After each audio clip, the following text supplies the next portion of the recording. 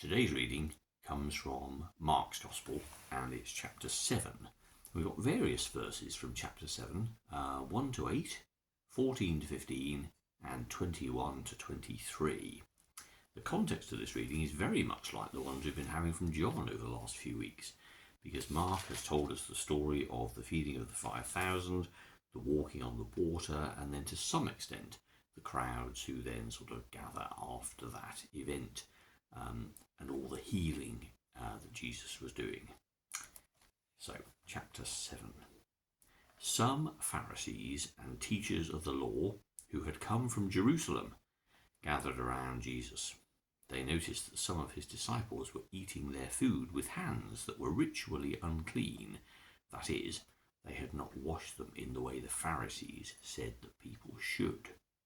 For the Pharisees, as well as the rest of the Jews, follow the teaching they received from their ancestors. They do not eat unless they wash their hands in the proper way, nor do they eat anything that comes from the market unless they wash it first. And they follow many other rules which they have received, such as the proper way to wash cups, pots, copper bowls, and beds. So the Pharisees and the teachers of the law asked Jesus, "Why is it that your disciples do not follow the teaching handed down by our ancestors, but instead eat with ritually unclean hands?" Jesus answered them, "How right Isaiah was when he prophesied about you. You are hypocrites, just as he wrote. These people, says God, honour me with their words, but their heart is really far away from me. It is no use for them to worship me, because they teach man-made rules as though they were God's laws.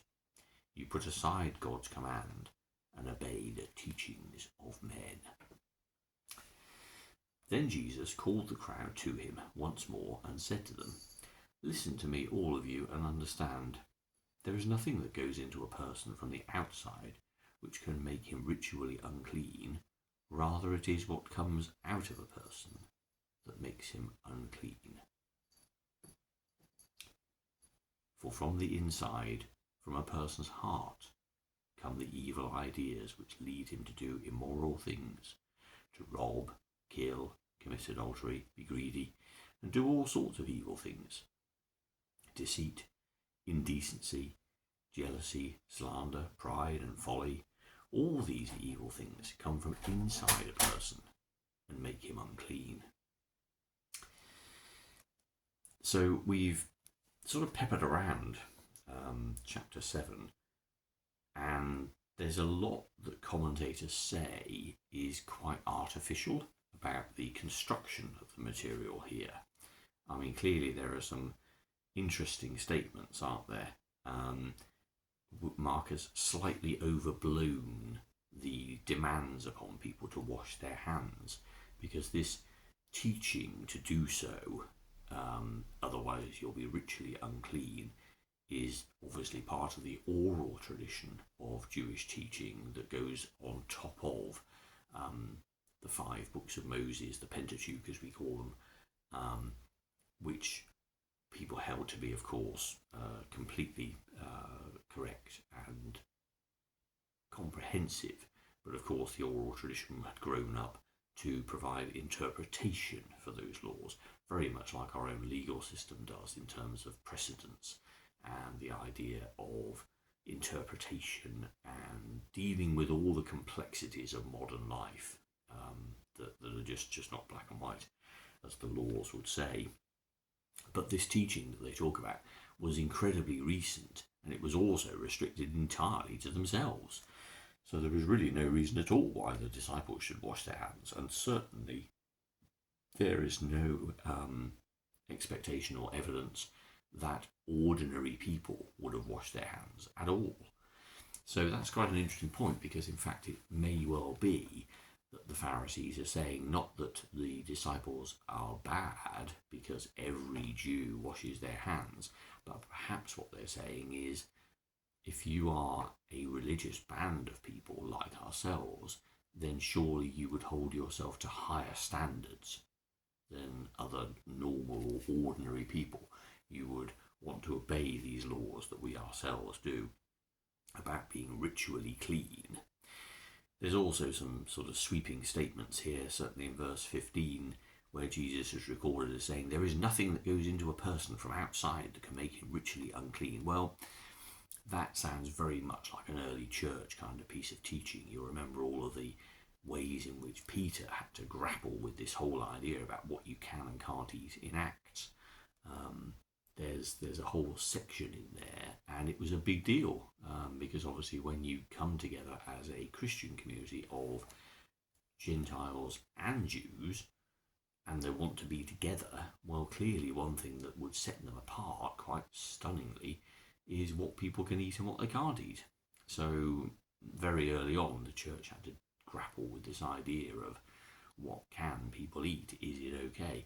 And Jesus is never really recorded at all in the Gospels as dismissing the teaching of the Jews and just outright, like this statement says. So it sounds very sort of early churchy.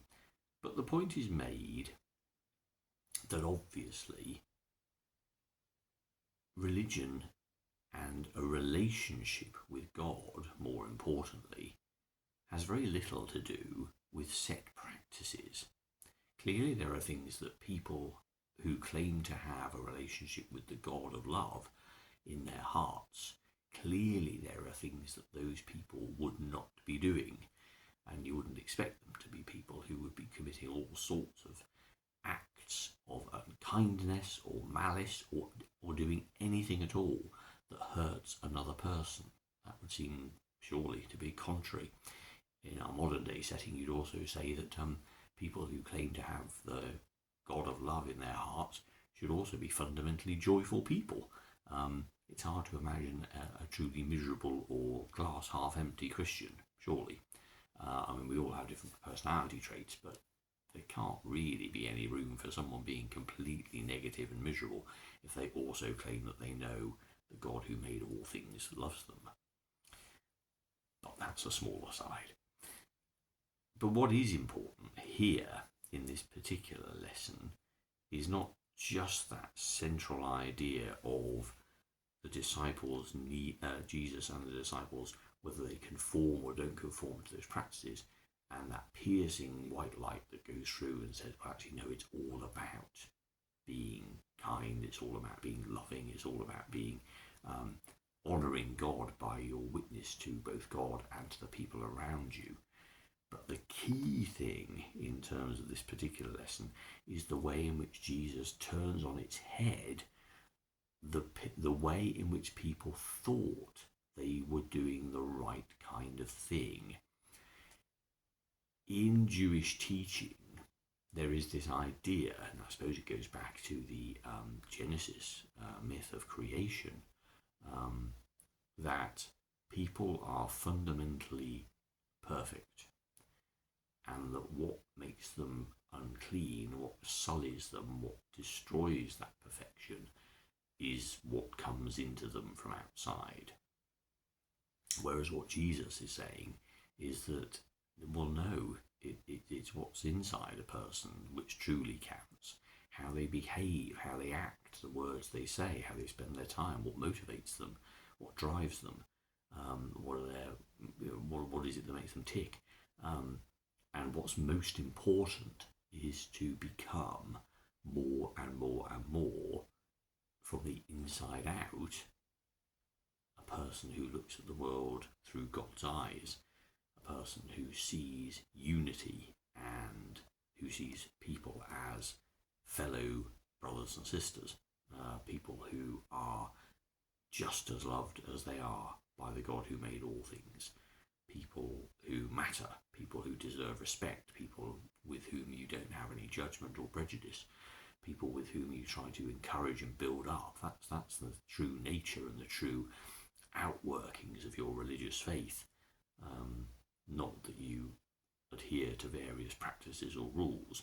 I think it can be quite impressive when you look at people who follow a rule of life. If you think back to people in monasteries or those who follow a religious order, that can seem quite impressive. But of course, it counts for naught if those people end up being, completely horrible or useless in terms of their witness and their service to other people. If they're the sort of people like in the story of the Good Samaritan who cross the other side away from somebody in evident and obvious physical distress, to ignore that person simply because of what that would do in terms of your view of what your religion demands of you. That's clearly crazy. And that's the kind of thing that Jesus is talking about here, that it's all about what matters is inside the heart. And certainly in our Methodist tradition, Wesley had a very strong view about the idea of spiritual perfection and all of life being a journey towards becoming better and better and better at incarnating God in our hearts, of bringing God more fully into the God-shaped whole which we all have within us, and to inspire that, what Wesley called prevenient grace, to grow and blossom and shine in our own hearts. So it's very core to the beliefs of the church. But also the most important thing surely is that your relationship with God makes a tangible physical difference to your life, that it is useful to other people, that it is a source of joy and light and encouragement to others. Otherwise, what use is it? It has to be something that, if you are changed from within, then that's going to have some manifestations on the outside, isn't it? It's going to show in the way you live your life. And to be confronted with what is undoubtedly the greatest good news that one could ever hear, that one is loved by the God who made all things, and that what that God did was to come in the person of Jesus and surrender to the malice and hatred that is in all our hearts, to such an extent where that life was taken forcibly, cruelly, but offered freely for us. To know that we're loved that much is just the greatest news, and it really should make a difference, that is positive and is of light and does good for the people of God's world.